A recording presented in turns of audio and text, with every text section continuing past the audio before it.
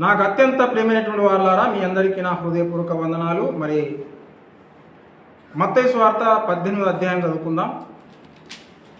మత్తయి సువార్త 18వ అధ్యాయము 1 నుంచి 5 వరకు. ఆ కాలమున అంటే యేసు ప్రభు ఉన్న కాలమున శిష్యులు యేసు నొద్దకు వచ్చి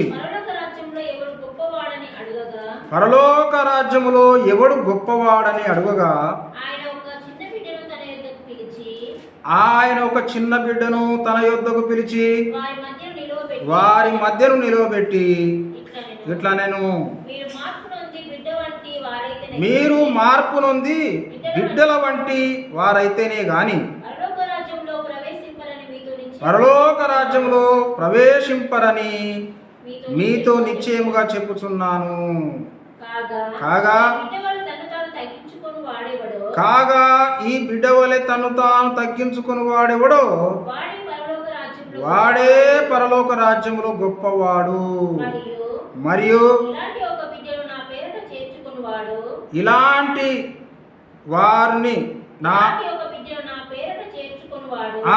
పేరట చేర్చుకుని వాడు నన్ను చేర్చుకున్నతో సమానమా? నాయందు విశ్వాసముంచు ఈ చిన్నవారిలో ఒకని అభ్యంతరపరచు వాడెవడో వాడు మెడకు పెద్ద తిరుగడు రాయి కట్టబడిన వాడై మిక్కిలి లోతైన సముద్రములో ముంచివేయబడుట వానికి మేలు. చాలు, దేవునికి స్తోత్రం. చిన్న మాట ప్రార్థన చేసుకొని ముందుకెళ్దాం. అత్యంత కృపా కనికరం గల మా తండ్రి, మా దేవ, మా రక్షక, నీకు వందనాలు స్తోత్రాలు చెల్లిస్తున్నాం నాయన. ఈ చదవబడినటువంటి లేఖన భాగం చేత మాకు కావలసిన సందేశాన్ని అందించి ప్రభా, మరి నీ యొక్క వాక్యము వెలుగులో మమ్మల్ని నడిపించి నాయన నీ నామాన్ని గణపరచుకొనమని కోరుతూ మాకు దీవెనయు మీకు మహిమయు ప్రభావములు కలుగునట్లు సహాయం చేయమని మా ప్రభును మా రక్షకుడైనటువంటి యేసు పేరిట ప్రార్థించి వేడుకుంటున్నాం తండ్రి, ఆమేన్. ఇక్కడ మనం చూసినట్టయితే దేవుని బిడ్డలారా, యేసు ప్రభు ఉన్న కాలంలో శిష్యులు ఆయన వద్దకు వచ్చి పరలోక రాజ్యంలో ఆ కాలమున శిష్యులు ఆయన వద్దకు వచ్చినప్పుడు పరలోక రాజ్యంలో ఎవడు గొప్పవాడని వాళ్ళకు మరి తగాద పుట్టిందన్నమాట. ఒక అనుమానం వచ్చింది, పరలోక రాజ్యంలో ఎవరు గొప్పవాడు అని చెప్పి. అయితే ఎందుకనంటే పరలోక రాజ్యంలో గొప్పవాడుగా ఉండాలని చెప్పి ఇక్కడ కూడా ఉండాలనుకుంటారు. అంతేకాకుండా పరలోకంలో కూడా ఎవరైనా ఉండాలనుకుంటారు. ఎందుకంటే అందరూ కూడా గొప్పగా ఉండాలని చెప్పి అనుకోవడంలో తప్పు లేదు. కాకపోతే ఏంటంటే ఇక్కడ 2వ వచనంలో ఆయన పరలోక రాజ్యములో ఎవరు గొప్పవారు అన్న సంగతిని తెల్లని చేస్తూ ఆయన చెప్తున్న మాట ఏంటిదంటే, ఆయన ఒక చిన్న బిడ్డను తన యొద్దకు పిలిచి వారి మధ్యను నిలబెట్టి ఇట్లన్నాడట. ఏమని? మీరు మార్పు నొంది బిడ్డల వంటి వారైతే, అంటే చిన్నపిల్లల వంటి వారైతే పరలోక రాజ్యంలో ప్రవేశింపరని మీతో నిశ్చయముగా చెప్పుచున్నాను అన్నాడు. ఈ బిడ్డల వంటి వారైతేనే కానీ పరలోక రాజ్యంలో ప్రవేశింపరు. కాగా ఈ బిడ్డల వల్ల తను తాను తగ్గించుకుని వాడెవడు వాడే పరలోక రాజ్యంలో గొప్పవాడు అని అన్నాడు అనమాట. దేవునికి స్తోత్రం, హల్లెలూయా. ఈ యేసు ప్రభు మరి ఈ చిన్నపిల్లలను పెద్దలతో పోలుస్తూ ఎందుకు చెబుతున్నాడు అని అంటే, ఈ చిన్నపిల్లలు ఎలాగ ఉంటారనంటే వారు మృదు స్వభావంతో ఉండి లోబడే తత్వం కలిగినటువంటి వారుగా ఉంటారు. కాబట్టి తమను తాము తగ్గించుకొని మరి వారు ఏం చేస్తారు? వారు దేనికైనా లోబడతారన్నమాట. దేవునికి స్తోత్రం, హల్లెలూయా. అయితే ఈ పెద్దవారిలో ఎలా ఉంటుందనంటే, వాళ్ళు ఎదిగిన కొద్దీ వారి యొక్క మరి వయసు పెరిగిన కొద్దీ వారిలో ఒకలాంటి గర్వం వచ్చేస్తుంది. ఎందుకనంటే వారు తమ యొక్క బలమును చూసుకొని, వయసును చూసుకొని, చదువును చూసుకొని, వారికి ఉన్న జ్ఞానాన్ని చూసుకొని వారు గర్వపడేటువంటి పరిస్థితి వస్తుంది అన్నమాట. అందుకొరకు ఈ పెద్దవారు రాను రాను వాళ్ళు ఏమైపోతారనంటే దేశముదురులైపోయి వాస్తవంగా దేవునికి లోబడినటువంటి వారుగా అయిపోతారన్నమాట. అయితే దేవునికి కావలసింది ఏంటంటే మృదు స్వభావులే కావాలి, తగ్గించుకునేటువంటి వారే కావాలి, దీనులే ఆయనకు కావాలి.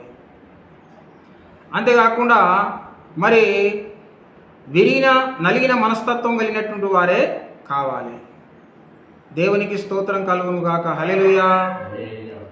మరి చిన్నపిల్లల నుంచి మనం నేర్చుకోవాల్సిన విషయం ఏంటిది? చిన్నపిల్లలు స్కూల్కి వెళ్ళి నేర్చుకోవాలి, వాళ్ళు పరిపక్వత దిశగా అడుగులు వేయాలి.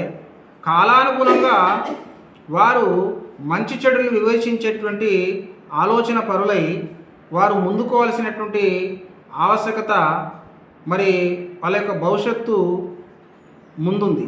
కాబట్టి ఆ పిల్లలు మరి ఎన్నో సంగతులు పెద్దవారి నుంచి నేర్చుకోవాలి. కానీ పెద్దవారు చిన్న వారి దగ్గర ఏం నేర్చుకుంటారు? చూడండి, చిన్న పిల్లలు పెద్దవారి దగ్గర నేర్చుకునేది ఉంటుంది, అలాగే పెద్దవారు కూడా చిన్న పిల్లల దగ్గర నేర్చుకునేది ఉంటుంది. ఎందుకనంటే పెద్దవారు చిన్న పిల్లల దగ్గర నేర్చుకునేది ఏంటంటే తగ్గింపు. అయితే ఈ చిన్నవారు పెద్దవారి దగ్గర నేర్చుకునేది ఏంటంటే మంచి చెడులను వివేచించే జ్ఞానము, అనుభవము. దేవునికి స్తోత్రం, హల్లెలూయా. కానీ ఇప్పుడు ఏమవుతుందనంటే ఈ యొక్క పెద్దలు వారు తమను తాము తగ్గించుకోకుండా గర్వపడుతూ బలమును చూసుకొని జ్ఞానమును చూసుకొని వారు దేవుని సంబంధమైన విషయాలు పక్కన పెట్టేసి వాళ్ళ బుర్రకు పనిచెప్పి వాళ్ళు విర్రవీగుతుంటారు అన్నమాట. అందుకొరకు అలాంటి వారిని దేవుడు ఏమన్నాడంటే పరలోక రాజ్యంలో గొప్పవారుగా ఉండాలని అంటే మీరు చిన్నపిల్లలాగా తగ్గింపు స్వభావం కలిగి ఉండాలని చెప్పి యేసుప్రభు చెప్పాడు. దేవునికి స్తోత్రం. అలా లేనట్టయితే మీరు పరలోక రాజ్యంలో ప్రవేశింపరని చెప్పడం జరిగింది. దేవునికి స్తోత్రం కలుగునుగాక. హల్లెలూయా. అదే సంగతి మార్కు సువార్తలో చక్కగా చెప్పడం జరిగింది. చూడండి, లూకా సువార్త 18:16లో, లూకా సువార్త 18:16లో చక్కగా చెప్పడం జరిగింది. చదువు. అయితే యేసు వారిని అంటే పిల్లలను తన యొద్దకు పిలిచి చిన్న బిడ్డలను ఆటంకపరచొద్దు, వారి నా యొద్దకు రానియుడి, దేవుని రాజ్యం ఇలాంటి వారిదే అని అన్నాడు. దేవునికి స్తోత్రం, హల్లెలూయా. వాళ్ళని ఆటంకపరచొద్దు, దేవుని రాజ్యము అలాంటి వారి అంటే చిన్నపిల్లల లాంటి స్వభావం కలిగినటువంటి వారిదే పరలోక రాజ్యము. పరలోకములు ఉండేటువంటి వారు ఎలా ఉంటారనంటే సాధు స్వభావులు, చిన్న పిల్లల వలె మనస్తత్వము కలిగి మరి లోబడి తత్వము కలిగినటువంటి తగ్గింపు స్వభావం కలిగినటువంటి పిల్లల వలనే పరలోక రాజ్యము ఉండబోతుంది. అట్లాంటి వారు మాత్రమే ప్రవేశిస్తారని చెప్తుంటున్నాడు. కాబట్టి పరలోక రాజ్యానికి వెళ్ళేటువంటి వారలారా, ఆశపడేటువంటి వారలారా, పరలోకం కావాలని చెప్పి కోరుకునేటువంటి వారలారా, ఈ దినాన మనం నేర్చుకోవాల్సినటువంటి విషయం ఏంటిదంటే చిన్నపిల్లల వలె మనము దేవునికి ఆ పరలోక రాజ్యాన్ని ఆ పిల్లలు ఏ విధంగా అయితే అంగీకరిస్తారో దానికి ఏమాత్రం ఎతరావు చెప్పకుండా, లేకపోతే దానికి ఏమాత్రం వ్యతిరేకం చేయకుండా అంగీకరిస్తారో అలాగని మనం పరలోక సంబంధమైన సంగతులను మరి మనము మన యొక్క బుద్ధిని ఉపయోగించుకోకుండా మరి పిల్లలు పెద్దల మీద ఏ విధంగానైతే ఆధారపడి అంగీకరిస్తారో అలాగని మనము అంగీకరించాలి. దేవుని స్తోత్రం, హల్లెలూయా. అలాగే మనం చూసినట్టయితే మత్తయి సువార్త 11:25 మనం చూసినట్టయితే మత్తయి సువార్త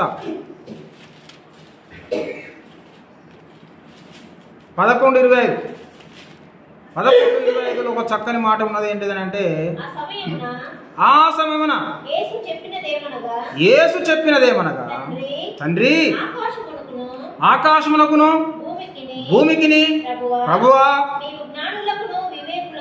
జ్ఞానులకు వివేకులకు ఈ సంగతులను మరుగు చేసి పశుబాలులకు బయలుపరిచావని నిన్ను స్తుతించుచున్నాను. దేవునికి స్తోత్రం కలుగును గాక. హల్లెలూయా. ఏం చేశాడట దేవుడట?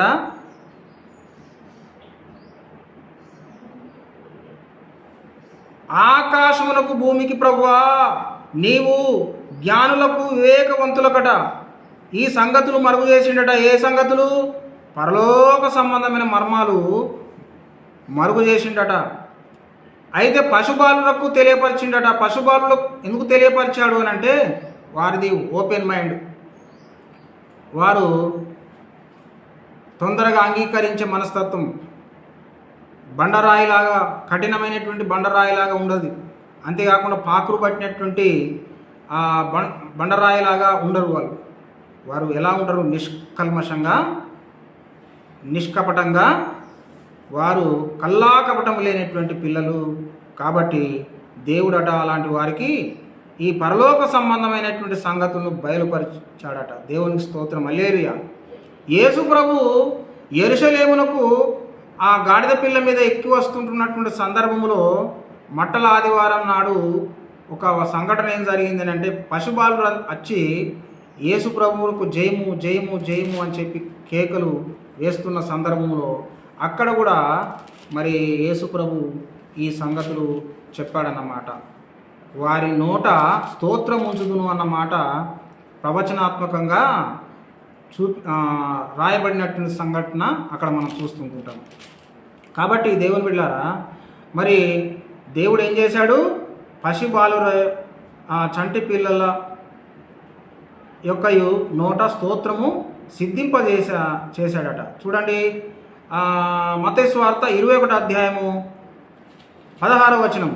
మీరు చెప్పుచున్నది వినుచున్నావా, వీరు చెప్పుచున్నది వినుచున్నావా అని ఆయనను అడిగిరి. అందుకు యేసు, వినుచున్నాను, బాలుల యొక్కయు చంటి పిల్లల యొక్కయు నోట స్తోత్రము సిద్ధింపజేసితివి.